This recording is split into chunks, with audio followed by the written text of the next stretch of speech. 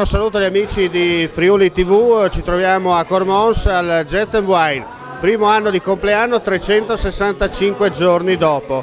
Siamo tornati per festeggiare questo importante avvenimento mondano e non solo, che lega il Cormonese, l'Isontino, ma perché no anche l'intero Friuli Venezia Giulia. Allora abbiamo la titolare Erika Ferlat, 365 giorni dopo ci ritroviamo qui a festeggiare il primo anno di vita. Tra 365 giorni secondo te saremo ancora qui a festeggiare?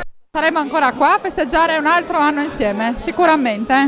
Un anno difficile, travagliato, ma sappiamo che hai tirato fuori gli artigli e hai fatto sì che questo locale vada avanti. Certo, li tireremo fuori anche per i prossimi 365 giorni. Ma detto, non è solo Cormons, ma un po' tutta la movida del territorio. Che cosa deve fare? Deve tirare fuori gli artigli? Perché qua è un locale storico. Li tireremo fuori, combatteremo, ce la faremo. Siete aperti il martedì, il mercoledì e il giovedì solo la sera, mentre il venerdì, anzi che il venerdì, mentre il sabato e domenica un po'. Anche al mattino, sì. Venite a trovare e degustare le tue specialità. Certo, aspettiamo tutti. A Cormons, via Matteotti 78. Grazie Omar. È compreso. Certo.